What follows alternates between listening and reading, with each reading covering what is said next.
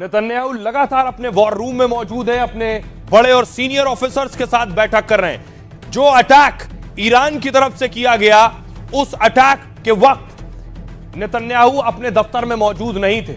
आपको बताऊं कि आखिर कैसे नेतन्याहू पर अटैक किया गया, कहां अटैक किया गया, वो उस वक्त कहां मौजूद। ईरान ने जंग के पहले दिन ऐलान कर दिया था कि युद्ध शुरू कोई भी करे, खत्म ईरान ही करेगा। खमनेई की मौत के बाद ईरान ने नेतन्याहू को सीधे निशाना बनाया है। ईरान की इस्लामिक रिवॉल्यूशनरी गार्ड्स IRGC ने बड़ा दावा किया है, कहा हमने इजराइल के प्रधानमंत्री नेतन्याहू पर मिसाइलों से हमला किया। इस हमले के बाद से नेतन्याहू का कोई पता नहीं, वो गायब है। तो क्या IRGC इशारों में नेतन्याहू के मारे जाने का दावा कर रही?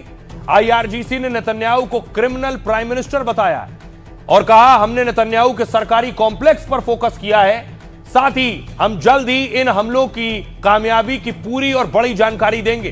तेल अवीव में नेतन्याहू के ऑफिस को अभेद्य किला माना जाता है। नेतन्याहू की सुरक्षा का जिम्मा शिन बेट जैसी एजेंसी संभालती है।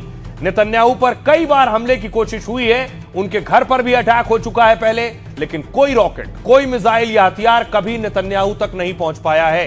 इजराइल ने दावा किया कि इस बार भी ईरान हमले में नाकाम रहा है। खबर है कि नेतन्याहू को संरक्षित बंकर में शिफ्ट कर दिया गया है और इजराइल पर हमेशा हिजबुल्लाह और हमास के हमले का खतरा रहता है। तो नेतन्याहू के लिए ऐसे बंकर हैं जिन पर कहा जाता है परमाणु हमले भी असर नहीं होते हैं। इस बीच ईरान ने नेतन्याहू के चीफ ऑफ स्टाफ की मौत का भी दावा किया है, लेकिन इजराइल ने ईरान के इस दावे को झूठा और अफवाह बताया है।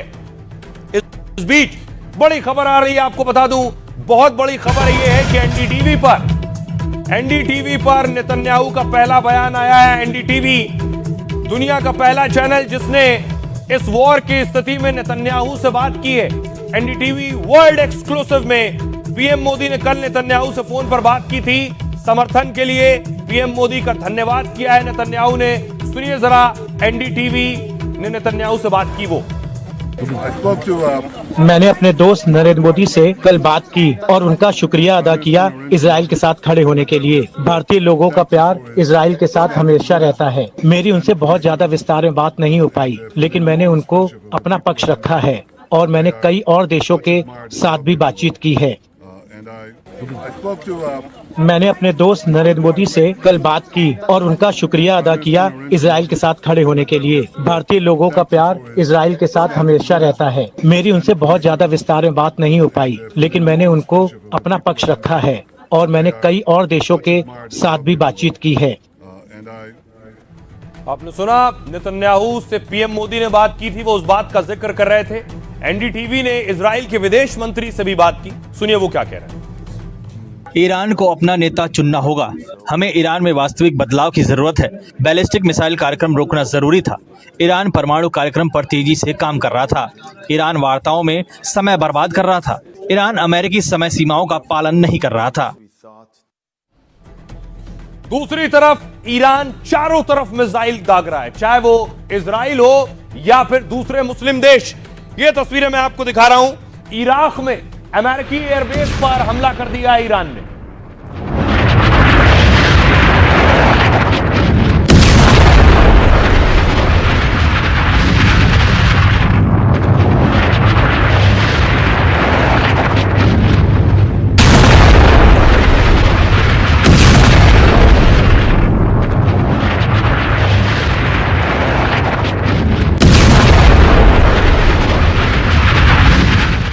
इराक पर अटैक किया तो देखिए एक और मुस्लिम देश बहरीन पर अटैक कर दिया है। बहरीन में पोर्ट है सलमान पोर्ट, उस पर हमला किया ईरान ने।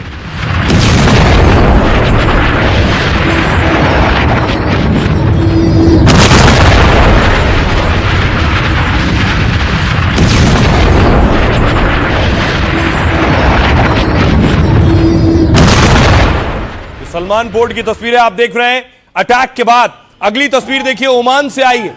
ओमान का एक और ऑयल टैंकर है जिस पर अटैक किया है ईरान ने।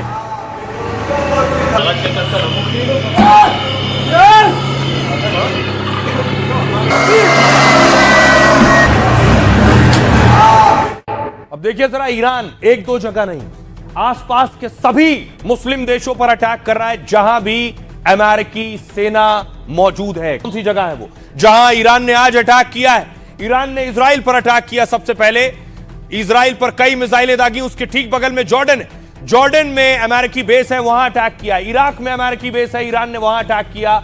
इसके अलावा सऊदी अरब में सैन्य बेस है अमेरिका का, वहां अटैक किया। यूएई में, दुबई में अटैक किया ईरान ने।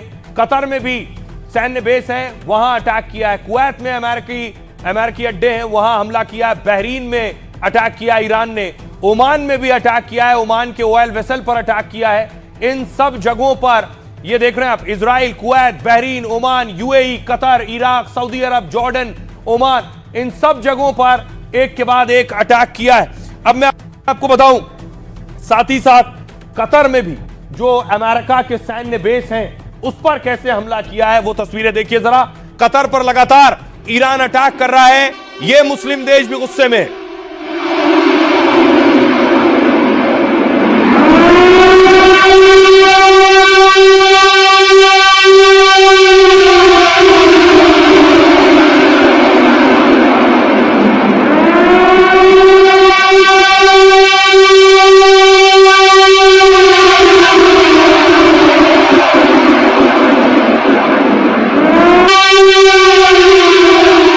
कतर का आप बेस देख रहे थे अमेरिका का, उसके बाद बहरीन में भी देखिए अमेरिकी एयर बेस है, उस पर भी अटैक कर दिया है।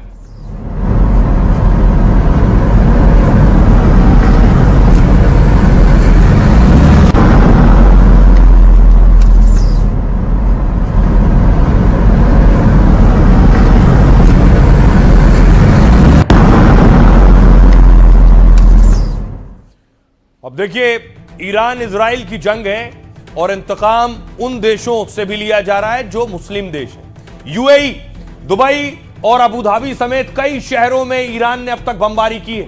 अबू धाबी में ईरान ने पहले इजरायली दूतावास को निशाना बनाया, फिर एक फ्रांसीसी नौसैनिक अड्डे पर मिसाइल और ड्रोन दाग दिए।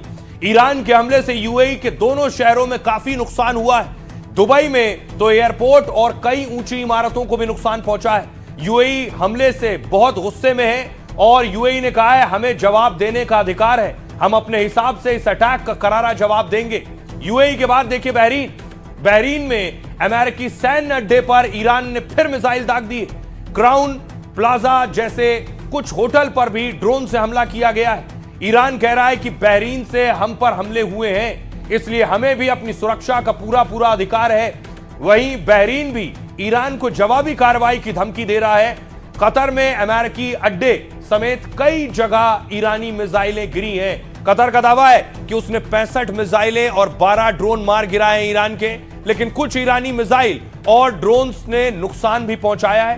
कतर में करीब 10 लोग ईरान के हमले से घायल हो गए अब तक, और खतरे को देखते हुए दोहा समेत कई एयरपोर्ट्स को बंद कर दिया गया है।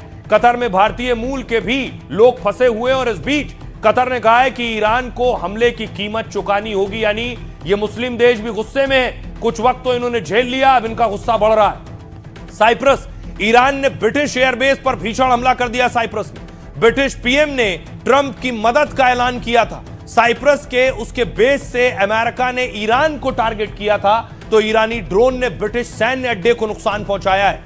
दूसरी तरफ ओमान देखिए जरा, ओमान के पास एक तेल टैंकर पर हमला हुआ है। खबर है कि ओमान मध्यस्थता की कोशिश कर रहा था, वो बातचीत से हालात ठीक कराने की कोशिशों में लगा हुआ है, तभी ईरान ने टैंकर पर ड्रोन से हमला कर दिया है। टैंकर में 15 भारतीय भी थे, जिनमें एक की मौत की खबर आ रही है। ईरानी हमले से हॉर्मुज स्ट्रेट में जहाजों पर खतरा बढ़ गया है। जॉर्डन देखिए जरा, जॉर्डन पर कई मिसाइल और शाहिद ड्रोन से हमला किया गया है। 60 हमलों में से 50 को जॉर्डन ने हवा में ही नाकाम कर दिया है, लेकिन 10 हमलों से जॉर्डन को काफी नुकसान हुआ है और उसने कहा है कि हम खुद पर हुए हमले बर्दाश्त नहीं करेंगे। तो चारों तरफ से सबको हमला करना, सबसे दुश्मनी मोल लेने जैसी स्थिति में ईरान है।